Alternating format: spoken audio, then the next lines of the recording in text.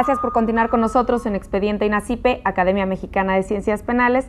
Les comento que pueden estar en contacto con nosotros a través de los números de teléfono que aparecerán en su pantalla, nuestro correo electrónico y nuestro Twitter, que es @expediente_. Los invitamos a seguirnos y a darnos sus comentarios y sugerencias acerca del programa.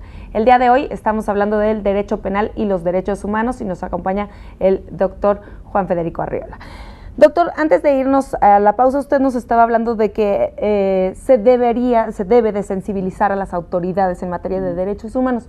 Yo quisiera que usted nos platicara de cómo se podría sensibilizar o cómo se está sensibilizando a las autoridades. En primer lugar, lo que establece la Constitución, el principio pro persona, que para mí liquida el principio de supremacía constitucional, es decir, los derechos humanos no están contenidos solamente en la Constitución, están contenidos en los principios generales del derecho, en la naturaleza humana, más allá de la Constitución, tratados internacionales y leyes.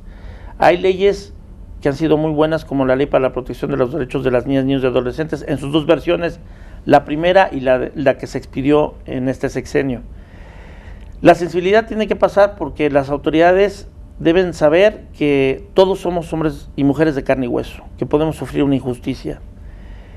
Y creo que esta resistencia burocrática a atender a los gobernados como debe ser ha sido un gran mal.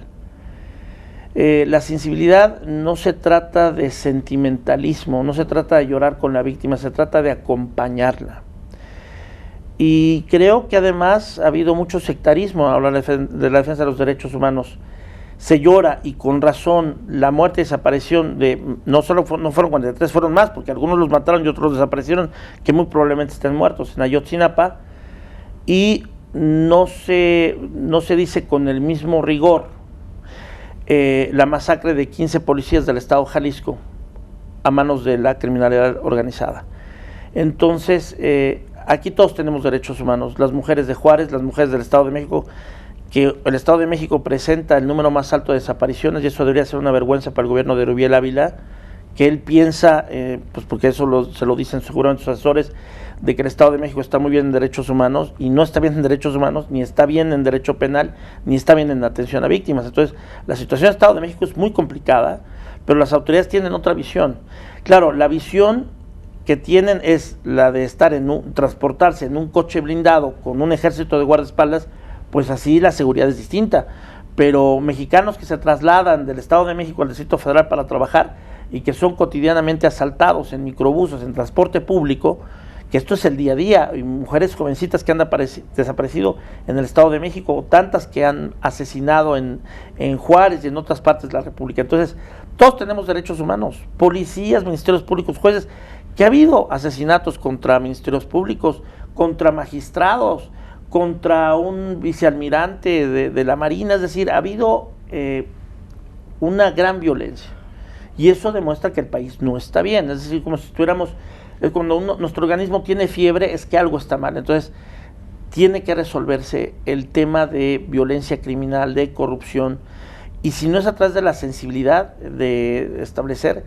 que todos tenemos derechos humanos y que todos somos justiciables, y de que todos somos mortales, absolutamente todos, de que podemos ser víctimas de un homicidio, de un secuestro, pues hay autoridades que piensan o que son inmortales o que durarán muchísimo tiempo en el cargo y que son tan frágiles como cualquier ser humano. Entonces, cuando entiendan que la naturaleza humana, por muy brillante que sea intelectualmente, es muy frágil, yo creo que nos ayudará a entender que los derechos humanos son de todos y para todos, incluyendo por los grupos más vulnerables, los menores de edad, las personas que tienen alguna discapacidad, las mujeres indígenas, los más pobres, etcétera. Ya hemos hablado como del resultado de las fallas del derecho penal que tenemos en México, pero quisiera que usted nos dijera cuál es el resultado de una correcta aplicación del derecho penal. Una correcta aplicación del derecho penal sería que no se pueden evitar los delitos se cometen en todas partes del mundo. La correcta aplicación es que no haya impunidad, es decir, que haya penas acordes a los comportamientos, que ese también es otro exceso, por ejemplo, del Partido Verde, que de manera irresponsable quería que se volviese al tema de la pena de muerte, o sea, que se aplicara. Y han estado con muchos sofismas planteando el tema de la cadena perpetua, que es violatoria, pues por lo menos del artículo 18 constitucional, que hace nugatorio entonces el derecho de la reinserción social a la que tienen derecho los delincuentes. Y como lo digo en mi libro de criminología, la reinserción social también es una garantía para la sociedad. A nosotros como sociedad nos conviene que las personas que salen de las cárceles tengan trabajo, si se puedan reubicar, no que vuelvan a delinquir. Entonces, la correcta aplicación del derecho penal también pasa por el derecho penitenciario y la criminología, es decir, castigo de manera justa, pero no para aniquilar a la persona, sino para regresar a la sociedad. Cometió un fallo, no va a ser de por vida, porque claro, si nosotros lo vamos a seguir juzgando informalmente, lo vamos a rechazar, lo vamos a orillar a que vuelva a delinquir. Y el Estado mexicano no acompaña a los sentenciados que han salido ya de las cárceles, los deja su buena suerte. Y eso explica también el fracaso del Estado mexicano en materia penitenciaria, que las cárceles en su mayoría no hacen una labor de reinserción y que ni siquiera han sido seguras para evitar la fuga de criminales sentenciados o de presuntos responsables que están todavía bajo proceso penal, pero que han huido. Un tema que va muy de la mano con lo que nos está platicando es ver a los derechos humanos como límite del poder del Estado. Quisiera que nos hablara de esta idea. Sí, el jus puniendi tiene límites. Un autor español, Daniel Sueiro, en su libro La pena de muerte, dice que si el Estado puede matar, lo puede todo. Si el Estado puede matar, puede torturar, puede confiscar, puede mentir, etcétera, ¿no? Veamos el caso de Estados Unidos, que es un caso muy lamentable. Estados Unidos, para mí, está reprobado en derechos humanos, aplica la pena de muerte, viola los derechos humanos en Guantánamo, que es un campo de concentración, no es de exterminio como Auschwitz, pero es de represión como Dachau. Viola los derechos de los migrantes, es decir, Estados Unidos como gobierno, como pues inclusive como legislación que aprobó la tortura en Guantánamo, es de vergüenza. O sea, Estados Unidos está peor que México en derechos humanos, que es mucho decir, porque nosotros también estamos muy mal. Entonces, si no le ponemos límites al jus puniendi, el día de mañana estamos en un estado autoritario al estilo Franco y al día de mañana en un estado totalitario al estilo Stalin o Hitler. Es decir, si a las autoridades no se les limita su derecho de castigar, que es implícito en todo estado, porque todo estado tiene que castigar, quien la paga van a ser los derechos humanos de nosotros. Es decir, los propios gobernados tendríamos que lamentarnos de permitir que, sobre pretexto de que el Estado acabe con la seguridad pública, el día de mañana no solamente aplasta los derechos de los delincuentes, sino pasado mañana estará aplastando los derechos absolutamente de todos los demás gobernados, aunque no hayamos sido delincuentes. Esta reforma constitucional del 2011 en materia de derechos humanos plasma el límite del Estado. Hasta cierto punto, el principio pro persona es muy positivo, pero también es verdad que hubo un intento en el 2008 de que la policía pudiera entrar a nuestros domicilios sin orden judicial. Afortunadamente esa reforma no pasó. Creo que la crítica de Sergio García Ramírez en un libro que publicó por Rúa sobre las probables reformas del 2007-2008, tanto las que pasaron como las que no, hace un balance muy interesante de cómo el Estado mexicano trataba de abusar, sobre pretexto otra vez de la seguridad pública, con un costo muy alto para los derechos humanos. Entonces, la reforma de 2011 es muy buena en el artículo primero, muy buena en el artículo 29 sobre la gran limitación para no suspender derechos humanos como la vida, por ejemplo, y los derechos de la niñez y la no discriminación. Es decir, está muy bien. Inclusive derechos políticos que no son estrictamente derechos fundamentales no se pueden suspender según la nueva letra del artículo 29. Eso es muy positivo. Sin embargo, es decir, el Estado mexicano está atorado porque tiene avances, tiene retrocesos y en otros aspectos está estancado. Y creo que el gobierno actual de Enrique Peña no está consciente de esto porque no ha abolido, no pretende abolir el arraigo, siguen las prácticas, digamos, policíaco-militares en las que también ha habido abuso. Estamos entrampados porque además una gran parte de la sociedad mexicana vive en la anomia. ¿Qué es la anomia? Un término impulsado por Durkheim. Vivimos como si no hubiera leyes.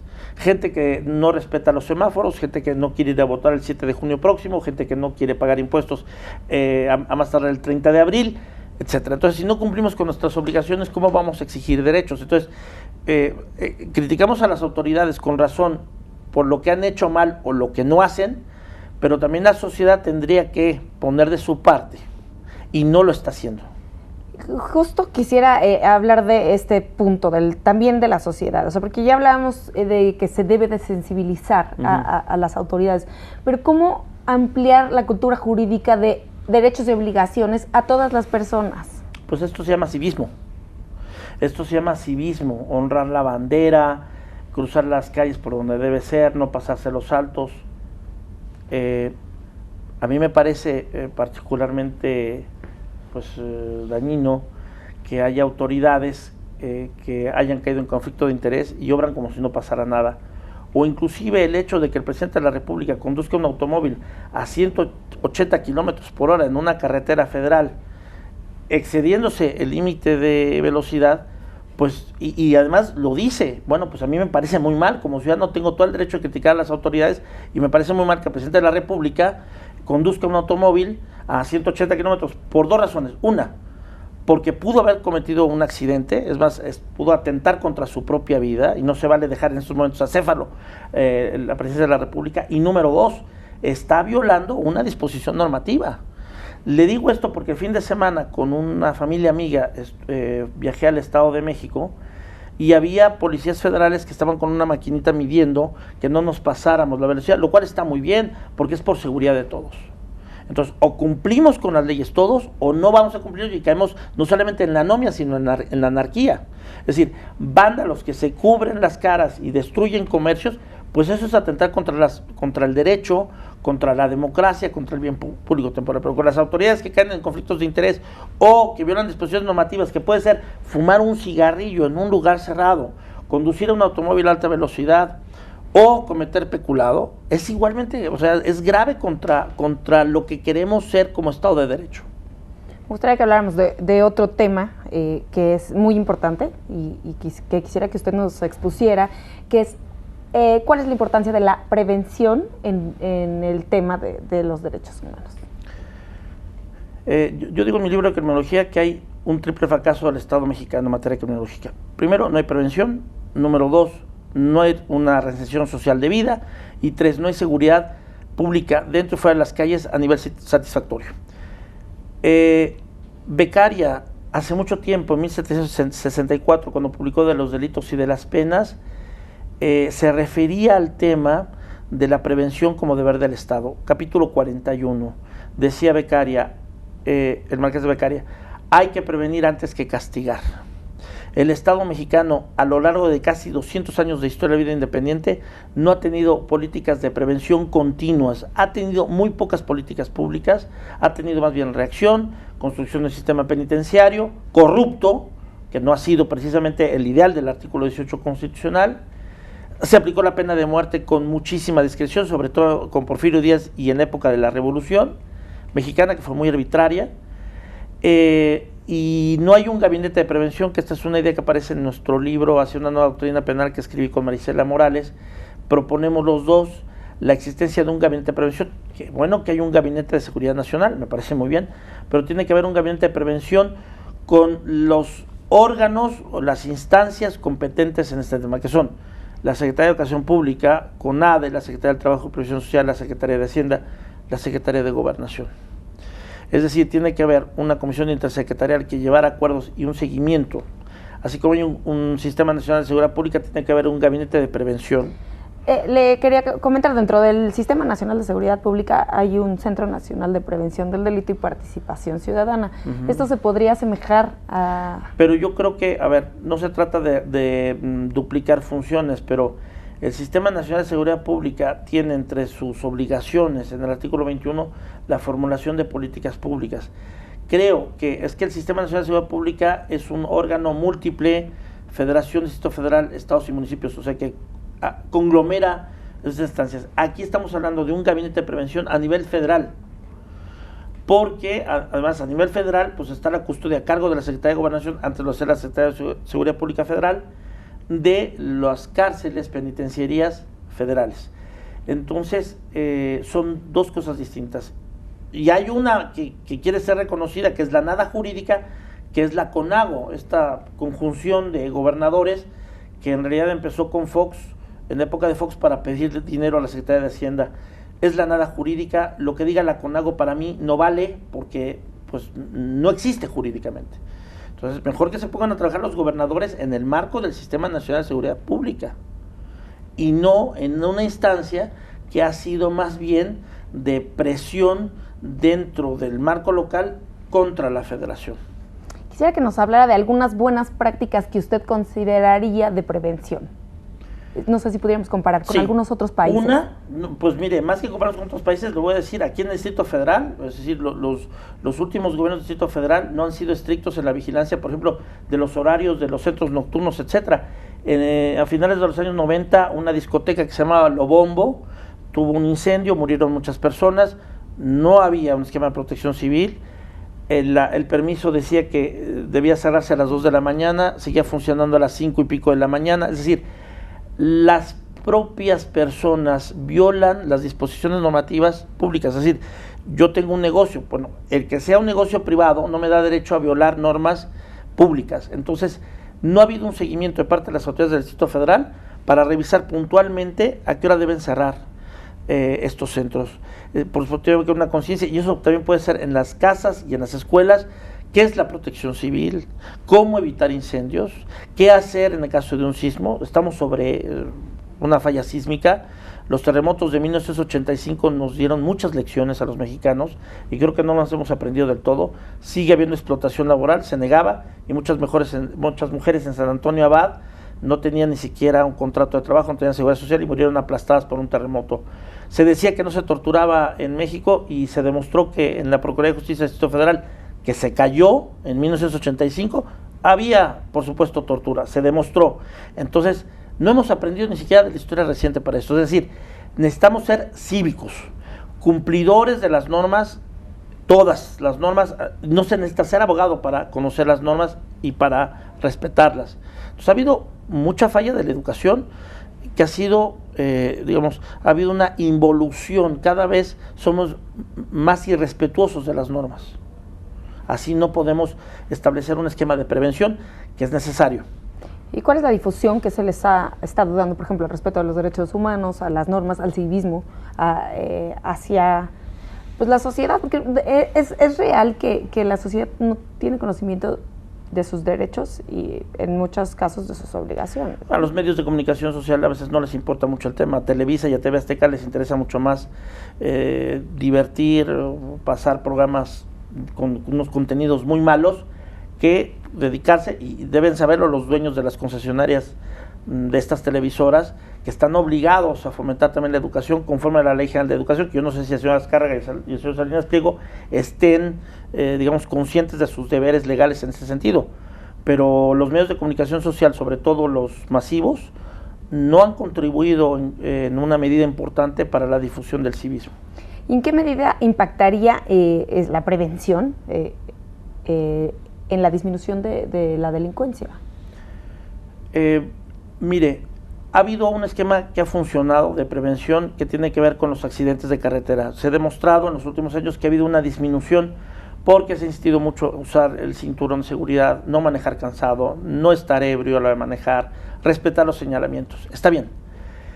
La prevención es educación. Es anticiparse a un probable hecho que puede ser delictivo. Por ejemplo, cuando yo era pasante y asistía yo a la Suprema Corte de Justicia, podía entrar con mucha facilidad. Los mecanismos de seguridad mejoraron, sobre todo cuando nos enteramos que en Bogotá lamentablemente fueron asesinados todos los ministros de la Corte que avalaron la extradición y que después el ejército colombiano entró y mató a todos los guerrilleros de las FARC, pero la tragedia ya estaba. Entonces, sí es necesario que haya mecanismos de prevención de actos de terrorismo, de asaltos, de accidentes.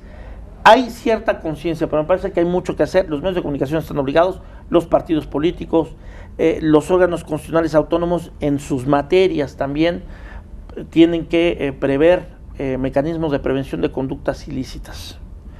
O sea, en eso creo que tenemos mucho trabajo, toda la sociedad, el gobierno, el Congreso de la Unión, el Poder Judicial de la Federación, los gobiernos locales, los gobiernos municipales, absolutamente todos. Esto en cuanto a la prevención. Ahora quisiera que habláramos de el respeto a los derechos humanos como medida de disminuir la delincuencia. Por ejemplo, la tortura es un delito y es una violación de derechos humanos. La tortura siempre es, el sujeto activo es una autoridad.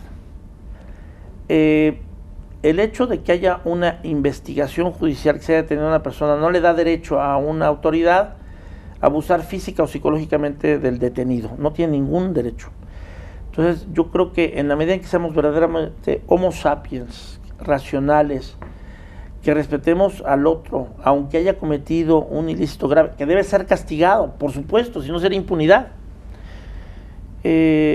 ayudará a que nuestro país sea más civilizado.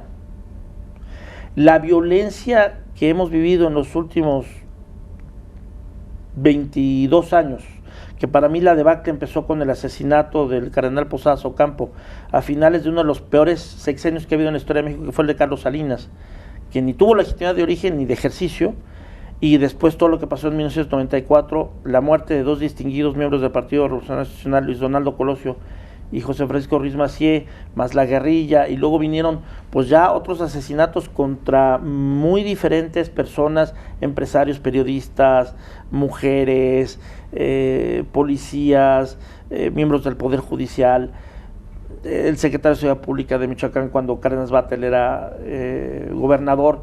Ha hablado de una debacle inclusive moral. Nuestro país no está mejor en relación a hace 20 años, tenemos mucho más violencia. Y hay maquillaje de cifras y podemos decir que pues ha disminuido un poco los homicidios dolosos. Yo en eso difiero completamente del análisis del secretario de Gobernación del señor Osorio Chong, porque es como si yo le dijera que el año antepasado un hombre golpeaba 365 veces a su mujer, pero el año pasado solamente la golpeó 200 veces. Para mí eso no es ningún progreso. Es decir, el señor, aunque ahora de manera intercalada sigue golpeando a su mujer, ¿cuál es el progreso? O sea, la sociedad mexicana sigue siendo lastimada por las extorsiones, secuestros, y el que haya 10 o 15 o 20% para mí no es un progreso real, en tanto que se sigue verificando una conducta tan grave como es el secuestro, que ha lastimado a muchísima gente en nuestro país, y que creo que ahí también ha faltado sensibilidad por parte de las autoridades. Doctora Arriola, nuevamente tenemos que hacer una pausa, pero volvemos con el tema. Al auditorio, por favor, continúen con nosotros en Expediente INACIPE, Academia Mexicana de Ciencias Penales.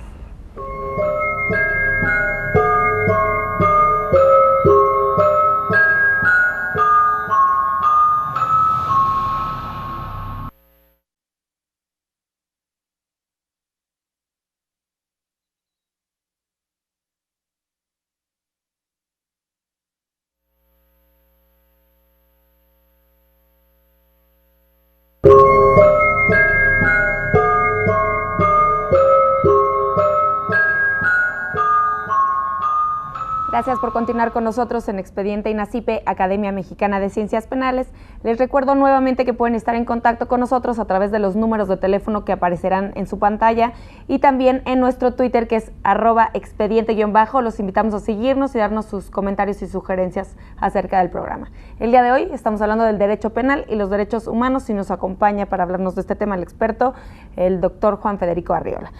Doctor, hay un punto que me gustaría tocar, que es, bueno, como todos sabemos, estamos en una transición hacia un sistema de justicia penal acusatorio, que usted ya nos mencionaba, estamos casi en el límite de que se aplique, y se ha hablado de que este sistema es garantista o hipergarantista. ¿Cuál es su opinión acerca de este punto? Es garantista, sin embargo tenemos un problema y está en la Constitución.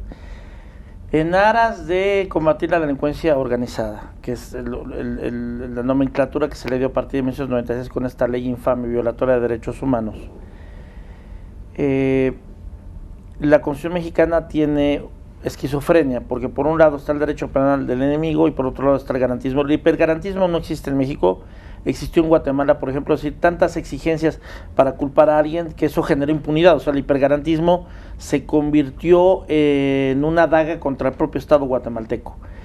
No, se trata de que haya garantías para todos, pero en nuestro país, lamentablemente, pues en su afán en su obsesión por acabar con la delincuencia organizada, que no se puede terminar con leyes si no se combate a fondo la corrupción y no se evita la corrupción, no hay un garantismo real en nuestro país porque se eclipsa con el derecho penal del enemigo. Se habla mucho de autores como Luigi Ferrajoli, que está bien, yo he leído a Luigi Ferrajoli, es un autor importante, pero en realidad el garantismo en México surgió con Crescencio Rejón, el creador del juicio de amparo, y hemos tenido otros grandes juristas mexicanos en el siglo XIX, siglo XX y siglo XXI que promueven el garantismo. El garantismo es que el Estado no viole derechos humanos sobre pretexto de acabar con la delincuencia en cualquier versión. Entonces el derecho penal del enemigo, que está incrustado en la Constitución mexicana, le ha hecho un gran daño al Estado de Derecho, porque el derecho penal del enemigo, que yo no comparto, se aplica en Estados Unidos, por ejemplo, en el caso de los terroristas. Pero el terrorismo de Estado de Estados Unidos ha generado tantas o más muertes que los diferentes grupos terroristas a nivel en Medio Oriente, que son, digamos, los más peligrosos. Yo me acuerdo que Bush le prometió a Aznar que si entraba a Irak le ayudaría a combatir la ETA, y en realidad la ETA se ha mantenido ahora al margen, no se ha desarmado, pero ya no ha actuado de manera delictuosa, pero no por la ayuda de Bush, o sea, en realidad ha sido por motivos diferentes. Entonces, el derecho penal del enemigo es, para efectos prácticos, terrorismo de Estado, que lo acuñó el intelectual francés Albert Camus, premio Nobel de Literatura en 1957. El terrorismo de Estado no es un delito, pero es un crimen, es decir, es un tema de la criminología y de la ciencia política.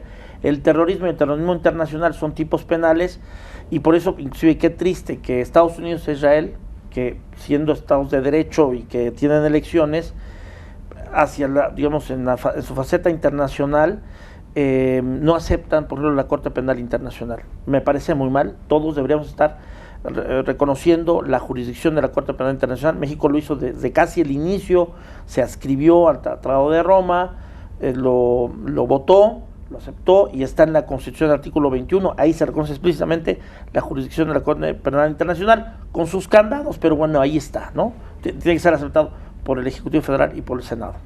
Entonces, ¿usted considera definitivamente que el derecho penal del enemigo, qué es, para que el auditorio nos entienda, es limitarle los derechos a ciertos delincuentes? Pues, no solamente limitarles, violar sus derechos humanos, inclusive, digamos, en el ámbito procesal, en el ámbito penitenciario, en el ámbito criminológico, y que muchas veces los acaba convirtiendo en víctimas de un Estado obsesionado con el tema de la seguridad, como es el caso de Estados Unidos, que me parece que es el país que en los últimos años ha ejercido más el terrorismo de Estado. O sea, ¿y en México existe? Sí existe, en una versión mini, desde la Constitución, al momento de aceptar que una persona acusada por delincuencia organizada, que no sabemos si lo es, se le ejerce ya una presión tremenda. Es como si, el día de mañana a mí me depositan, y espero que esto no genere una idea para que quieran molestarme, porque por supuesto me defenderé, pero alguien me deposita a propósito una gran cantidad de dinero en una cuenta bancaria, y entre que me investigan si es lavado de dinero, etcétera, que pudo haber sido un error, o un acto con una muy mala intención, pueden solicitar que me arreglen durante 40 días. Entonces anulan mi principio de presunción de inocencia, no soy culpable. Eso ni siquiera es un juicio, no es ni un mini juicio, ni es en el sentido procesal un prejuicio, o sea, no es una fase previa a un juicio, eso es un horror. Y entonces, sobre pretexto de que me van a investigar a mí porque supuestamente lavo dinero, a mí ya me separan 40 días de mi entorno familiar, social, laboral, etcétera. Entonces, yo creo que al Estado le ha hecho más torpe todo esto, es decir, investígame, pruébalo y adelante. Entonces, el otro pretexto es para que no se sustraiga la acción de la justicia, para que no huya del país, mejor lo arreglamos. Cuando tenemos personas que entran y salen del país, yo no digo que sean arregadas, sino que se van a ser procesadas y en su caso, si realmente se demuestra que son culpables, sentenciadas por el enorme daño que le han hecho a diversas instituciones. Yo quisiera regresar un poco hacia el tema de la legislación. Existen varias legislaciones para proteger los derechos de ciertos sectores, ¿no? Por ejemplo, a las mujeres víctimas de violencia, a las víctimas. ¿Usted considera que es correcto que existan legislaciones especiales para resguardar los derechos de ciertos sectores, sobre todo cuando usted ya nos mencionaba de todos tenemos los mismos derechos? Sí. No sé si sea necesario especificar los derechos de las víctimas, por ejemplo. Muy buena pregunta, María, se lo agradezco, porque a ver, todos tenemos derechos humanos y tenemos los mismos derechos humanos, pero hay grupos vulnerables. Entonces se tiene que legislar para estos grupos vulnerables. Las mujeres, y ahí se demuestra que no ha habido equidad de género, porque ha sido una sociedad marcadamente machista. México, y hay muchas formas de probarlo, evidentemente. Se creó esta ley para que las mujeres vivan libres de violencia en el 2007.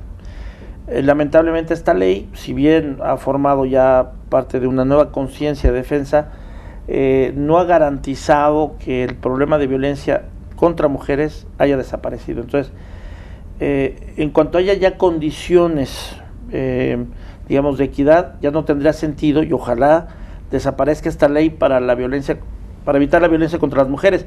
Lo digo, que ojalá desaparezca, porque entonces ya no tendría sentido si ya no hay violencia.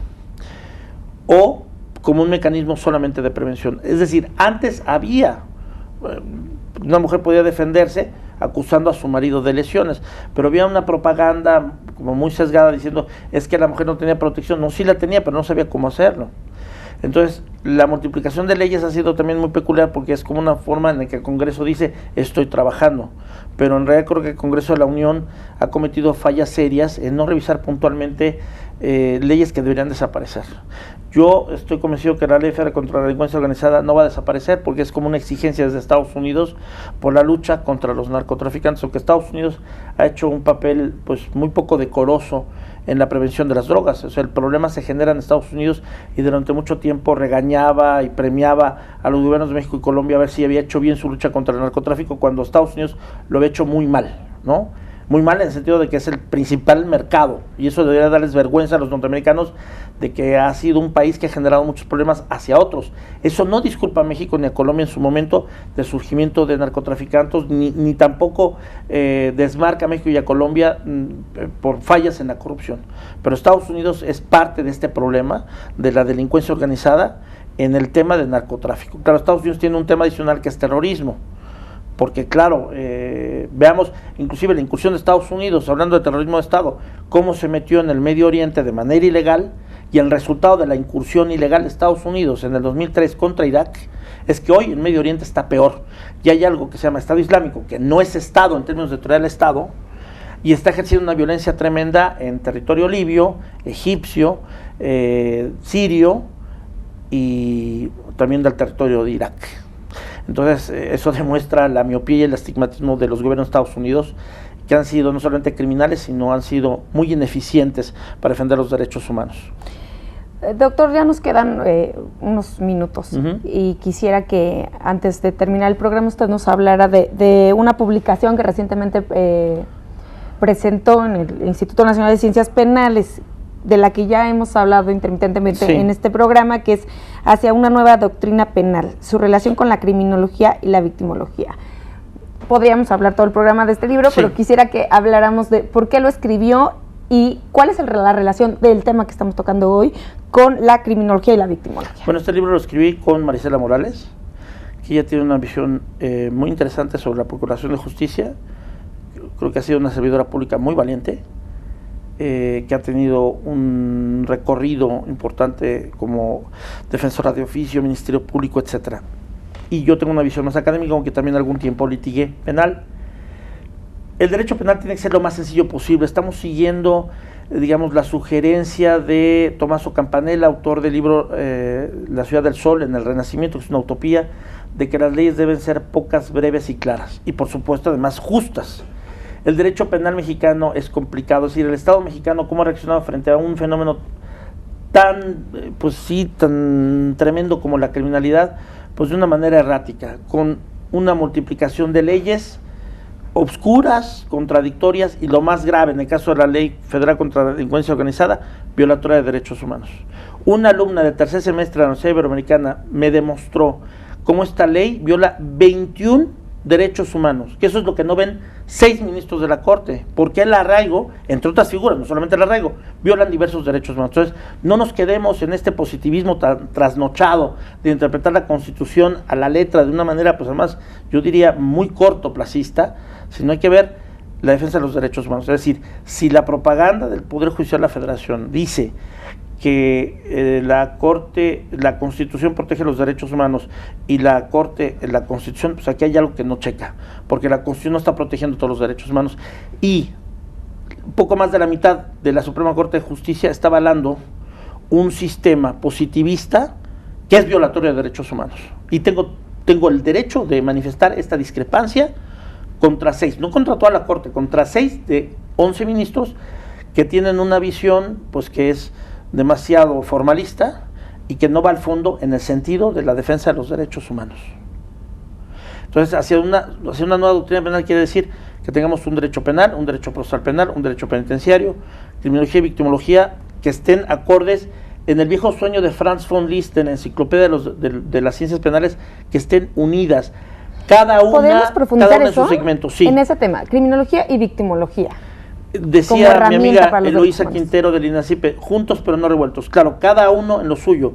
La criminología ayuda a entender la causalidad de los delitos, de los crímenes, la personalidad de los delincuentes, y con la criminalística la descripción de la escena del crimen. La victimología pues es una ciencia mucho más joven, nació en 1937 con Mendelssohn en Europa, justo antes del genocidio nazi contra judíos, gitanos, etcétera. Y la victimología en México pues tiene un desarrollo es muy reciente. El principal autor desde mi punto de vista es Luis Rodríguez Manzanera.